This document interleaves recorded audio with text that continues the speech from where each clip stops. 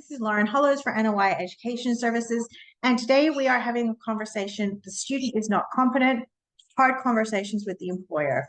So this is basically in the situation where you are a trainer and assessor, the assessment tool has not allowed evidence to be recorded of the student's competency, or the student hasn't demonstrated competency, and the employer has put you in a position where they're saying to you, it's all good, you just need to sign it off. So this is really important for trainers to understand that at the end of the day, it does state within the standards that it's the assessor is responsible for ensuring that there is a sufficient quality, quantity, and relevance of assessment evidence. So, you know, when it comes to the actual principles of assessment, that tends to fall more on the RTO, because the language is structured around an RTO. But when it comes to the rules of evidence, the RTO doesn't hold the competency, the trainer holds the competency, and therefore the language is generally more in and around the assessor is assured that. So in the case that you believe that the assessment tools aren't compliant, you need to put that information together and provide the RTO with what the gaps are, where they are, and you know what the correct fix is for them. And that part is really important. So we receive feedback on tools all the time.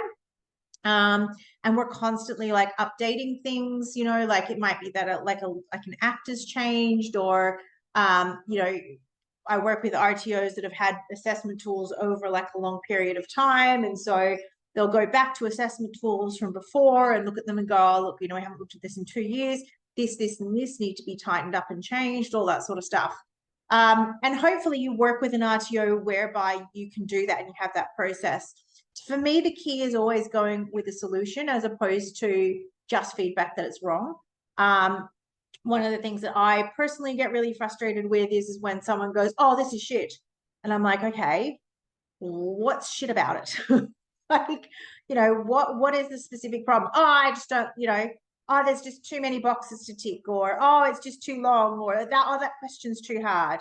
And I'll go, okay, well, you know, give me an example, you know, like if a question's too hard, you know, that's definitely something where, you know, because I am very academic, because I write from AQF 1 to AQF 8 on a regular basis, you know, I may occasionally slip. And, you know, for an AQF 3 assessment, I will, you know, aim it too high academically. And so it needs to be brought back. But it's really important to go to your organization with feedback that is productive. So, you know, hey, can we look at question 8, you know, as an example? You know, the language is really high. The students tend to really struggle. This is the clarifier that I provide to them when they, you know, when they're not sure of that question. This is the clarifier, and that tends to help. Can we include that in the tool? That sort of thing, in my experience, when you come to them with constructive feedback and a solution, is generally not rejected by the RTO. And like, I'll often get, if I get specific feedback like that, we will action that straight away and it'll go straight out into the tool. Like that's just, it's really nice, quick, easy. It makes sense. You know, it comes from a good place. That's fine. I think if you're only going with problems, that's often where a lot of the pushback can occur. Now, so that's for fixing a tool. Where a student is not compliant and the RTO as a trainer is pushing you to mark them compliant, that's when I go back to the language of the standards is that that's your reputation that you're giving up. If that goes up for audit and you can't explain why you made that decision, you can't justify it, I wouldn't want to be putting my name to it as a trainer and assessor. And again, this is where I say, when you go to your RTO with that, make sure you've got the specific information as to where the gaps are. You know, need to say things along the lines of, hey, we've had this student, I've given them multiple opportunities. you know, these are the gaps that I am seeing. So I am seeing gaps here, here, and here. So, you know, in this particular theory assessment, we've gone through it a couple of times.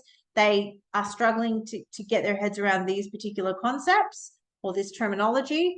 And then when we run the practical activity with them, you know, we've run it through 3 times, but every time she's not performing this particular aspect. So I'm not seeing this from them, you know, and quite often it's things like, you know, an example in working at heights, like they are just not working safely. They're continually rushing through. They're not clicking in correctly. They've gone up and down the ladder 10 times. They still don't, you know, they're still not managing to hold 3 points of contact. You know, forklift, you know, look, they still are not able to actually like turn, pivot, you know, stop within reasonable time frames. They're not changing gears correctly. You know, painting, that look, the quality of the work is still really poor. They can't do a clean line. They're using too much paint. They're not using enough paint. The surface is really uneven. You know, there's not a client in the world that's going to be happy with that outcome.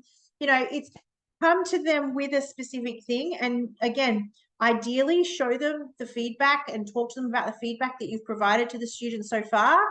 And then ask them the question and go, right, you know, how do you want me to handle this? Like, what reassessment process do you want to put them through? Do you want to give them an option to retrain? You know, at the end of the day, I am not comfortable signing them off as a trainer because they are not meeting X, Y, and Z. And be quite explicit in that. And look, if your RTO turns around to you and goes, I don't care if they're not compliant, you know, you have to sign them off. At that point, I would be turning around and going, look, at the end of the day, this is my reputation. That's kind of all I've got. I'm not comfortable with that as an option. I'm happy to sign off on this and this assessment instrument. If one of the other trainers wants to sign off on something else, then that's their call. But I'm not comfortable signing this student off. From what I've observed, they are not competent. You know, I'm happy to give them an opportunity to be retrained. That's, you know, that's obviously an RTO call. I'll do retraining with them, but they'll have to come back another day, you know, and put it to them in writing, you know.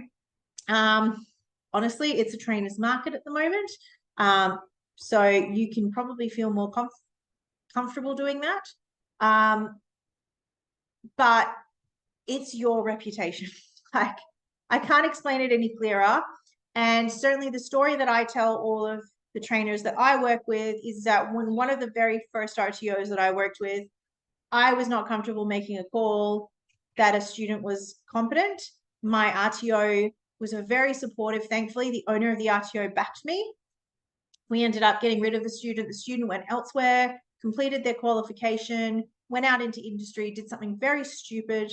There was a WorkSafe investigation afterwards. WorkSafe came back to us and went, well, you know, you issued their, and we went, no, we actually didn't issue their qualification. And here's the documentation saying that we actually told them that they were not competent in that unit and that, you know, we wouldn't deem them competent, and that they went elsewhere.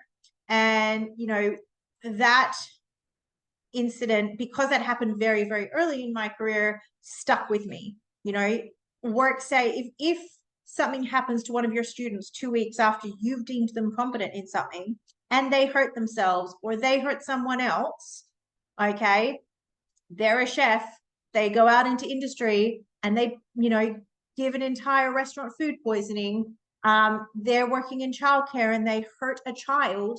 You are, you know, you're working, you give them a forklift ticket and they go out and they, you know, severely injure someone or, you know, something like that. WorkSafe is going to look at who deemed them competent. That's your reputation. I learned that very, very early on. I was very fortunate to learn that because I realized very quickly the importance of ensuring that if I put my name to something, I was comfortable that the person had the skills and knowledge. You know, I knew I could back it. I knew I could have the discussion. I understand not all trainers always feel that way, but this is why you as a trainer need to check your assessment tools. You need to understand your units of competency. If you haven't looked on TGA and you've been training a unit for the last 3 years, like the unit has changed, you know, the units have changed likely over that time. they've probably rolled, and you look at what you're actually deeming students competent in, because you're deeming them competent. You can't fob it off on the RTO. Trainers' names go into audit reports. Assessors' names go into audit reports. Consultants' names go into audit reports now. Curriculum developers' names go into audit reports now. Like, ASQA keeps track of all of these things, rightfully so. If they keep on seeing the same trainer across multiple organizations doing stupid things, you know, that's going to sit with you. That's potentially going to stick to you one day. You know, we do the same. I'm more than happy to put my name on an audit report, because if I've worked with that RTO, I know what they're doing. I know the good, the bad, the ugly. I know how hard they're trying. I know the weaknesses in the policies and procedures.